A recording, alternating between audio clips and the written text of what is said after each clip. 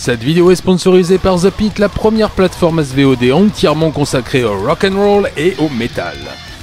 Concerts, documentaires, films et making-of, mais regardez plutôt ça et on se retrouve après. J'ai une petite offre à vous faire que vous ne pourrez pas refuser.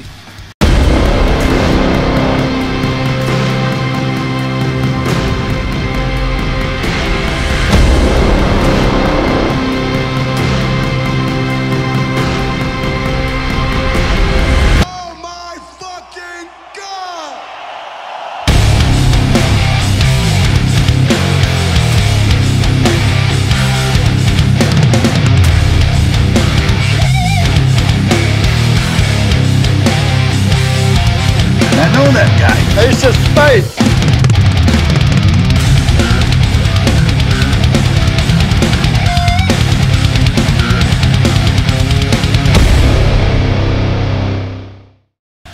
Pour sceller ce pacte avec The Pit, vous bénéficierez de 15% de réduction sur votre abonnement avec le code SATSUJIN ou en cliquant sur le lien ci-dessous. Et pour les plus chanceux d'entre vous, gagnez 5 abonnements grâce à un petit concours sur mes réseaux sociaux et pendant le prochain live de l'unité SATSUJIN. On en reparle à la fin de la vidéo, mais je vous permets de faire une pause pour aller jeter un œil. Remettez-le quand même, hein, ça peut servir, c'est pour la vidéo. Allez jeter un œil donc sur l'incroyable catalogue de The Pit, indispensable à qui, comme moi, ne peut vivre sans musique. Et n'oubliez pas, if you think you're too old for rock'n'roll then, you are. Bonne vidéo.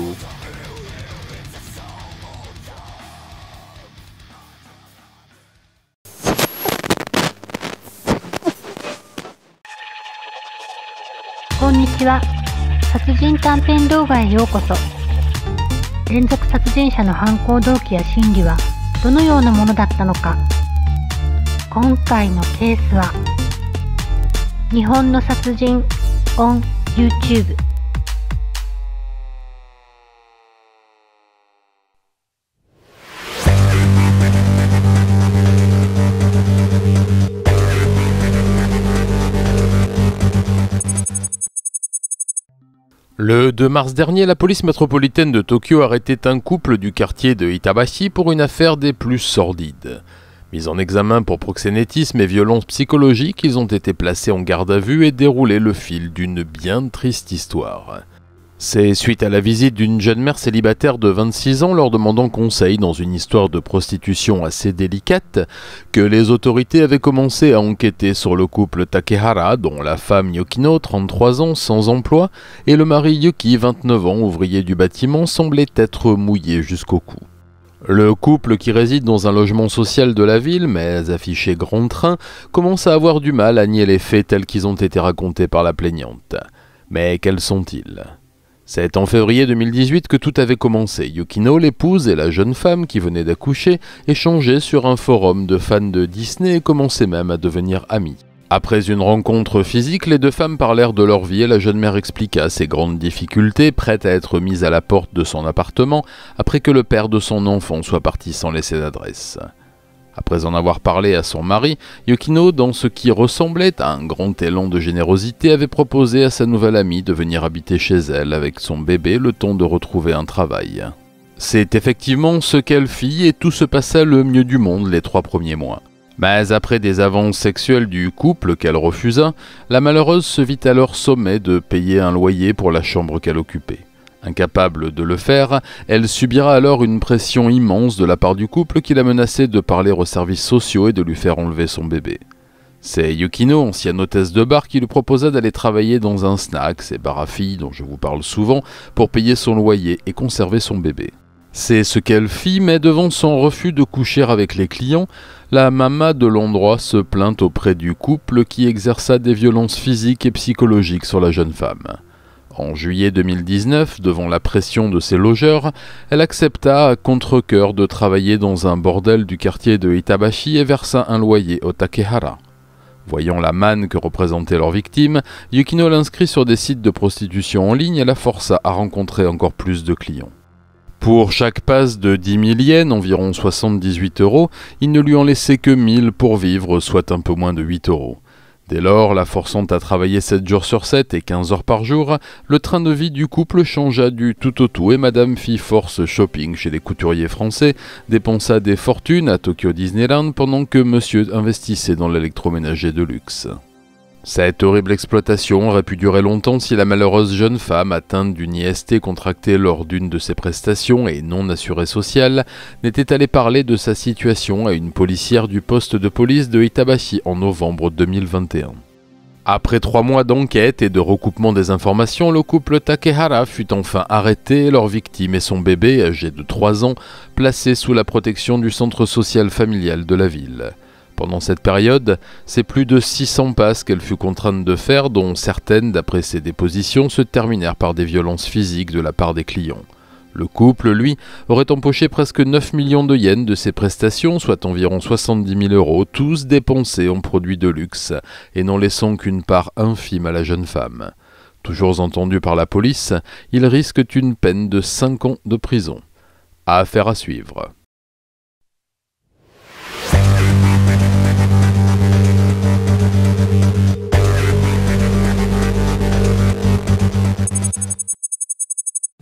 Le 2 mars 2022 s'ouvrait le procès qui oppose le gouvernement japonais à la famille de Wishma Sandamali Ratnayake Lianage, une Sri Lankaise de 33 ans morte en détention le 6 mars 2020 dans les locaux de l'immigration de Nagoya. La jeune femme était arrivée au Japon en 2017 avec un visa étudiant et avait été arrêtée par les services de l'immigration en août 2020 pour un dépassement de séjour après que son visa eut expiré.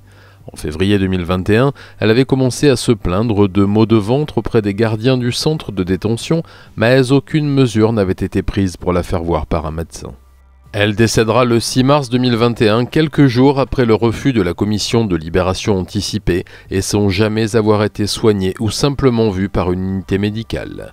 C'est sa petite sœur venue au Japon en mai de l'an dernier pour parler avec l'avocat de Wishma qui avait découvert les conditions de détention très dures et opaques des immigrés illégaux qui avaient décidé de porter plainte contre l'État japonais. Mais par un habile jeu d'influence, c'est finalement contre le directeur de la prison que la plainte sera portée avec le soutien du procureur du district de Nagoya. Après la très controversée réforme de la loi sur l'immigration portée par le Premier ministre Kishida et qui vise à rendre plus dures les conditions d'obtention d'un visa sur le territoire, ainsi qu'un renforcement de l'arsenal judiciaire contre les illégaux, les autorités ont tout tenté pour invisibiliser les plaignants dans des affaires de maltraitance, voire de décès dans les centres de rétention et de détention. Portée sur le devant de l'actualité, la terrible affaire de la mort de Wishma donne un peu d'espoir aux milliers d'étrangers détenus parfois arbitrairement par les services de l'immigration japonaise. En parallèle à ce procès contre le directeur du centre pénitentiaire, la famille de Wishma, restée au Sri Lanka, a entamé une procédure officielle contre le gouvernement et réclame des dommages et intérêts pour la mort de leur fille. Les associations d'aide aux travailleurs étrangers se sont elles aussi portées partie civile dans cette affaire qui risque, si elle n'est pas étouffée dans l'œuf, de sensibiliser une partie de l'opinion publique sur un problème dont beaucoup ne soupçonnent même pas la réalité. Affaire à suivre.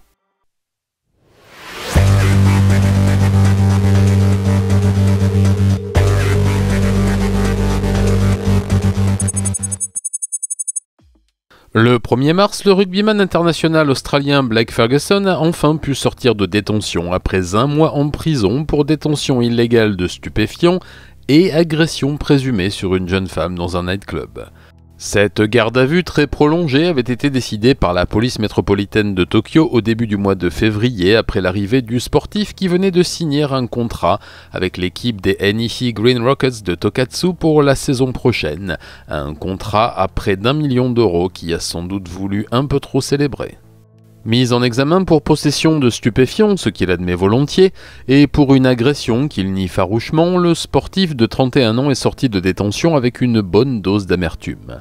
Il décrit ses conditions de vie en prison comme excessivement dures, sous-entend des pressions psychologiques et des privations, et dit vouloir tout faire pour ne jamais avoir à retourner dans une prison japonaise. Je le cite, « Une nourriture fade et en très petite quantité, un matelas d'1 centimètre d'épaisseur qui vous détruit le dos et des codétenus qui ne parlent pas un mot d'anglais. » En attendant son procès qui se tiendra à la fin du mois, son contrat avec le club de rugby a été dénoncé et il doit rester sur le territoire japonais. Les charges étant sérieuses, il risque 3 ans de prison. Son agent, Sam Ayoub, fait tout pour le sortir de là et le renvoyer en Australie auprès de sa femme et de ses 3 enfants, mais la chose ne sera pas facile. Affaire à suivre.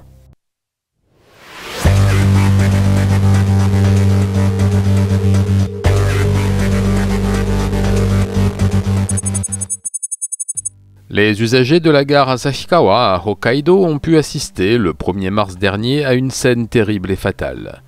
En effet, vers 16h40, 2 hommes apparemment saouls ont commencé à s'insulter dans une langue étrangère avant d'en venir aux mains et créer le vide autour d'eux au premier coup de poing asséné. Un passant a alors averti la sécurité de la station, mais trop tard.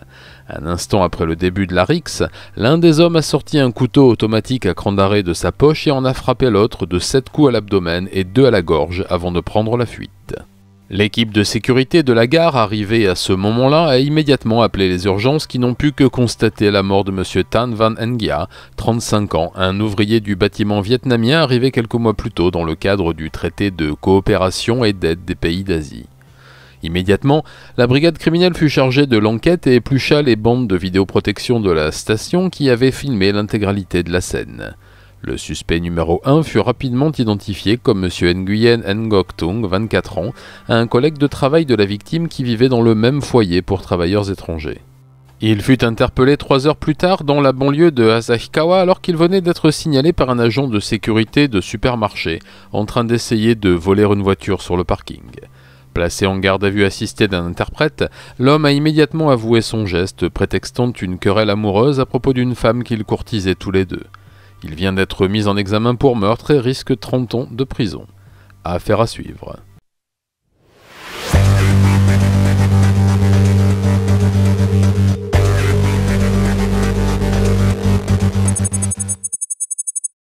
C'est après un mois de cavale et de traque que le principal suspect du braquage du supermarché Life Corp Central Square du quartier de Yodogawa à Osaka vient d'être arrêté.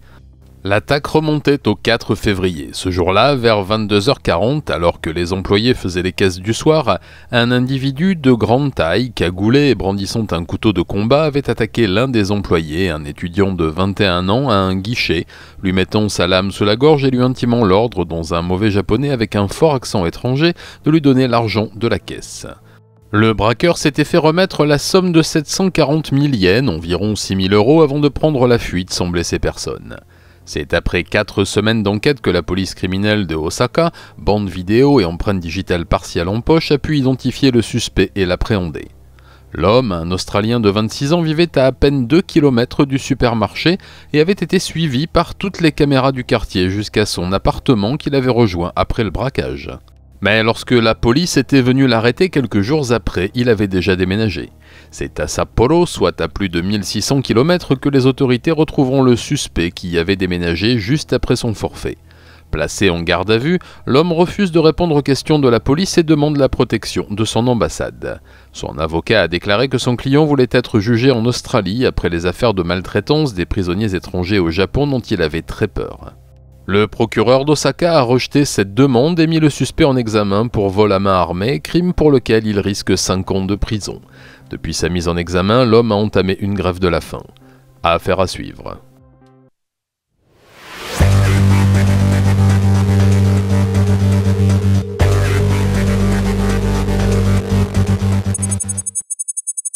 Depuis le 19 février, la police de la préfecture de Saitama revient sur les bancs de l'école. C'est à l'initiative de la police préfectorale qu'un séminaire se tient actuellement visant à apprendre au moins une langue étrangère aux officiers de police travaillant sur le territoire afin de répondre au mieux aux nouvelles exigences de leur métier. En effet, la préfecture de Saitama étant l'une des moins chères du Japon, elle concentre une grande partie de la population étrangère installée au Japon et brasse donc beaucoup de langues différentes. Selon les chiffres de l'Observatoire du ministère de la Sécurité intérieure, seuls 2,6% des policiers de la zone préfectorale parlent anglais ou une autre langue étrangère. Or, depuis une vingtaine d'années, la population non japanophone explose dans la région et souvent, police et population sont incapables de se comprendre. Cela vaut pour le piéton perdu qui entre dans un poste pour demander son chemin, à la personne en difficulté qui se rend au commissariat ou appelle le 110 sans pouvoir expliquer ce qui lui arrive. Certes, les accueils des postes de police sont tous un carton traduit en plusieurs langues résumant les principaux problèmes, mais le dialogue reste impossible. Pour pallier à cela, à l'initiative de Wen Yingduan, un influenceur chinois installé au Japon depuis 10 ans, le préfet de police a décidé de former 200 jeunes officiers à la pratique des langues étrangères les plus parlées par les résidents étrangers, soit l'anglais, le chinois, le vietnamien, le turc et l'indien. Un programme identique est en cours depuis 1 an dans les rangs de la police criminelle et du personnel des grands commissariats. En effet, suivant la problématique linguistique des agents du quotidien, les officiers de police criminelle rencontrent les mêmes problèmes avec les suspects étrangers qu'ils appréhendent lors d'affaires judiciaires, rendant les enquêtes et la défense des suspects beaucoup plus difficiles. Saitama connaît en effet un boom des affaires criminelles impliquant des ressortissants étrangers depuis une dizaine d'années. C'est cette situation qui a inspiré au Premier ministre Kishida son projet de réforme et de durcissement des lois sur l'immigration, mais aussi des peines infligées aux délinquants étrangers. Fort heureusement, avec les scandales liés aux violences carcérales envers les immigrés, notamment la mort de Wishma en détention, cette loi n'a que très peu de chances d'être adoptée.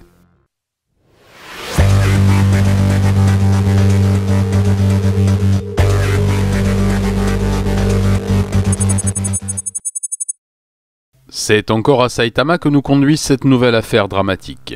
En mars 2020, la police de Ina arrêtait un couple, Iwai Yuki, 32 ans, et sa femme Masumi, 30 ans, pour le meurtre de leur petite fille de 4 ans, Kokoro, après plus de 3 ans d'enquête. La malheureuse enfant était décédée le 21 décembre 2017 d'hypothermie après que sa mère eut appelé les urgences, signalant que sa fille ne semblait pas très bien. Signalés par les médecins au service de protection de l'enfance et à la police, ces derniers avaient relevé des traces de coups sur tout son corps et constaté des preuves de malnutrition évidentes. C'est une longue et minutieuse enquête menée par la brigade des mineurs qui a permis de mettre en évidence l'entière responsabilité des parents et leur mise en examen. Dès 2016, alors que la fillette n'avait que 3 ans, des voisins l'avaient trouvée seule dans la rue sous la pluie, pleurant et appelant ses parents. La voisine qui l'avait recueillie avait déjà constaté des traces de coups sur son visage et son cou, mais le fameux principe souvent fatal de discrétion sociale fit qu'aucun signalement ne fut fait à l'époque. Lors de l'autopsie de la petite victime, les légistes ont pu établir de nombreuses fractures ressoudées et des hématomes internes résultant de maltraitances récurrentes depuis des mois.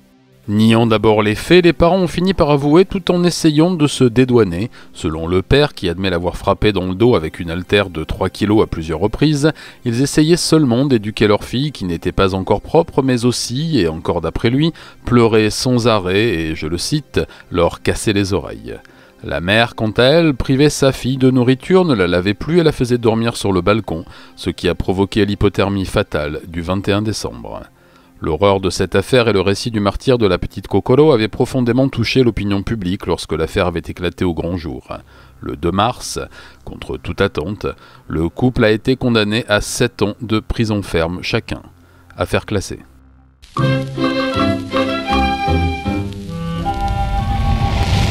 La parenthèse enchantée de ces 2 derniers mois, pleine de romantisme, de petits couples trop choupinous, de sirop nostalgique et d'alcooliques pyromanes est derrière nous. En ces temps troublés où l'avenir de l'humanité, pas le journal, l'avenir de l'humanité donc, est plus incertain que jamais, il est grand temps pour nous de revenir aux fondamentaux. À cette saveur si unique de chaussettes et de vieilles semelles, qui fait le charme discret mais efficace de cette rubrique fantaisiste digne des meilleurs comiques troupiers. Alors restons à Saitama, la préfecture de tous les possibles, attachons nos ceintures et buvons un coup, oublions tous nos préjugés et mettons un instant nos cerveaux sur pause. Ah, il était déjà le mien, mais... bah non, c'est bloqué. Allez, c'est parti. Sato Shinichi a 52 ans, célibataire et manutentionnaire, ce qui n'a rien à voir mais peut mobiliser les mêmes aptitudes manuelles. Il vit encore chez sa vieille maman, veuve et aux petits soins pour son grand garçon. Un physique peu avantageux, une grande timidité et une mère très présente avaient toujours éloigné Shinichi de la jante féminine, malgré ce désir fougueux qui bouillonnait en lui depuis son plus jeune âge. Mais d'échec en échec, il en avait pris son parti et avait trouvé refuge dans la littérature spécialisée de celle qui ne nécessite pas une grande connaissance de la grammaire et se glisse discrètement entre les pages d'un quotidien sportif, une goutte de sueur au coin de l'œil priant pour que la caissière soit un homme. Ce reclus du bigoudi connut sa renaissance avec l'avènement des internets et l'offre incroyable qui venait bouleverser son quotidien de laborieux des paluches. Cette samaritaine du 5 contre 1 lui ouvrait des horizons qu'il ne soupçonnait même pas et à 40 ans passés, il découvrait la volupté insondable des fétichismes les plus exotiques. Ah, les moteurs de recherche de YouPorn et leur catégorie si chatoyante. Et ne faites pas semblant de ne pas savoir ce dont je parle. Hein. Ces associations de mots si mimi qui font toujours mouche. Marmotte, aligot et latex. Allez-y, essayez, je suis sûr qu'il y a quelque chose de passionnant à la clé. Mais pour notre quinca Zanier Rotoman soliste, le combo qu'il préférait était de loin sneakers, lycéenne et langue. Alors, chaque soir, après une solide journée de travail, il embrassait sa petite maman, avalait son dîner et allait se repaître de vidéos charmantes où l'on voyait de vieux messieurs lécher goulûment des chaussures de sport souillées de boue, de jeunes femmes déguisées en jeunes filles et qui semblaient en tirer un grand plaisir. Shinichi connaissait tous les meilleurs sites et dépensait même ses primes en achats spécialisés et en commandes spéciales. Mais si ces virtuelles émotions sont belles et bonnes, elles ne remplacent en rien la félicité que doit procurer le contact de sa baveuse avec une bonne vieille godasse bien cracra. Alors secoué par un nouvel élan, pas l'animal, hein, ça c'est pas son truc. Notre Usain Bolt du 4 x 100 mètres, personne, se prit de curiosité pour la réalité de la chose et se mit à écumer les rues de sa belle ville de Maebashi, en quête de son saint Graal, une pompe qui servirait d'écrin à sa menteuse lubrique. Un peu déconnecté des réalités de notre monde, le père Sato privilégia les sorties de lycée, mais fut très déçu de voir que beaucoup portaient des chaussures en cuir, attirail qui ne lui procurait aucune émotion. Non, ce qu'il aimait, lui, c'était les sneakers blanches réglementaires que l'on porte pour les cours de PS, comme dans ses films préférés. Alors, obsédé par cette quête, il prit quelques jours à son travail et se tint prêt. Le 20 février 2022 fut son épiphanie. Alors qu'il errait, désespéré, dans un centre commercial de banlieue, il la vit, parfaite, élégante en toile et en caoutchouc, sans doute une taille 38, se dit-il, mon rêve. Un peu taché de boue, mais pas trop, et ses petits lacets mutins et coquins qui pendouillaient comme les derniers vestiges de sa dignité. Mu par l'ardeur des derniers chevaliers, il bondit comme un seul homme, ce qui tombe bien puisqu'il était tout seul, et effectuant une glissade à genoux olympique arriva jusqu'à l'objet de ses désirs. Dans une frénésie linguale digne des meilleures embrassades adolescentes, il polit la grolle de la semelle au lacet, sentant la sève monter comme un soufflet. Et c'est justement ce qui brisa net son ascension. Car, cruel et fatal détail, les chaussures étaient habitées et la jeune fille, qui ne l'avait en rien invité à rentrer, s'en trouva fort contrariée, lui assénant 2 claques vigoureuses et un solide coup de pied. Penaud, Sato dut abandonner son rêve et rentrer chez sa maison où maman lui avait préparé des pieds de cochon. Le lendemain, la police vint le cueillir à son domicile et il fut placé en garde à vue pour agression sexuelle sur mineur. Retour à la réalité. Si d'aventure je devais lui parler, je lui dirais qu'il existe des dames dont c'est le métier et qui pour quelques billets se laissent lécher les pieds, majeures et vaccinées, elles sauront te guider. Moralité, il vaut mieux trébucher avec les pieds qu'avec la langue. Si, c'est un vrai proverbe. C'est nul, mais c'est un vrai proverbe. On a aussi coup de pied de cavale, n'estropia jamais roussin. Alors là, c'est pareil, c'est qui ce roussin, on ne sait pas. Ah oui, tiens, il y a celui-là aussi. À cloche-pied, on ne fait pas grosse journée. Bon, encore là, je comprends, tu marches à cloche-pied, t'es crevé, ouais. À la limite, pourquoi pas. Pourquoi pas.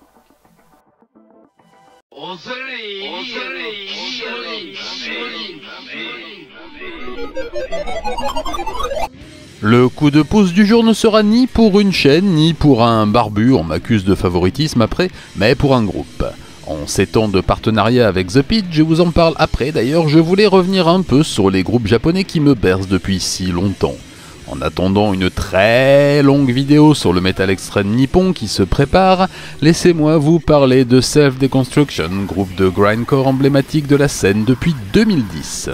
Croisé par hasard au fil de mes errances nocturnes et bruyamment musicales, j'ai découvert ce trio très en colère dans un très petit club de Tokyo et leur musique ne m'a plus jamais quitté. Groupe sans bassiste, pas besoin là en l'occurrence, c'est Kazuha, la guitariste fondatrice et épine dorsale du groupe qui donne cette force et cette originalité au combo qui peut sembler brutal comme ça au premier abord, si, c'est ce que vous vous êtes dit, allez, mais ce qui est beaucoup plus profond et mélodique que vous ne le pensez.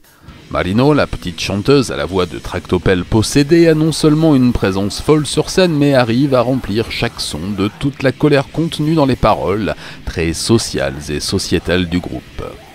Jiro, batteur et seul garçon du groupe, enfin qui tient l'ensemble de main de maître, arrivant à glisser de la subtilité dans le chaos, et ça, c'est beau.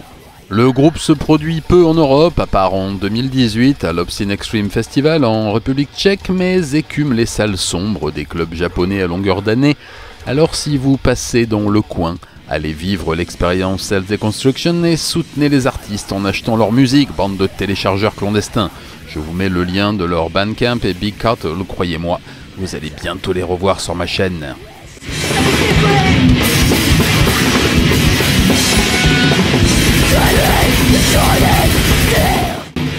Bon, parlons peu, mais parlons. Cette vidéo est donc sponsorisée par la plateforme SVOD The Pit et à cette occasion, je vous propose de bénéficier de 15% de remise grâce au code SATSUJIN qu'il vous suffit de taper lorsque vous vous abonnez ou en suivant le lien que je vous mets en description. Cette offre est valable 1 mois.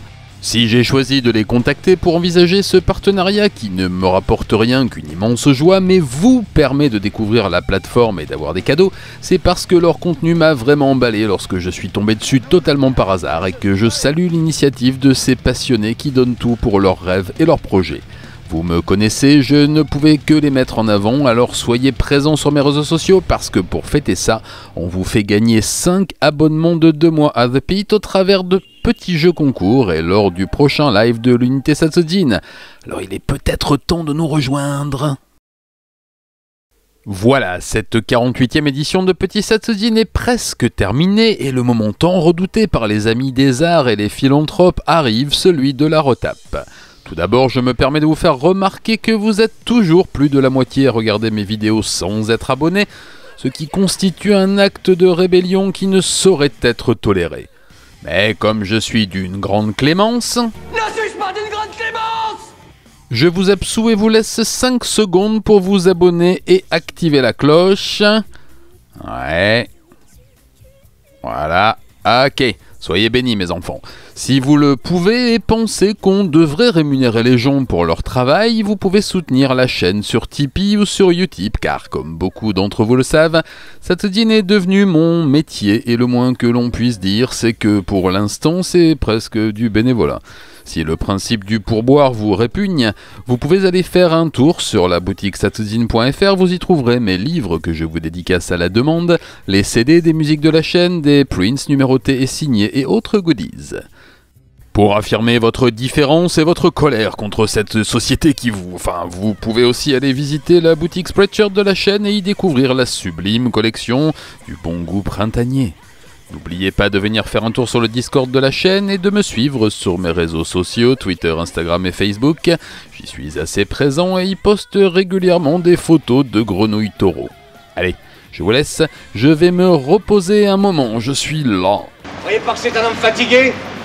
À 2 doigts du break? Vous cherchez un incident ou quoi? Matane.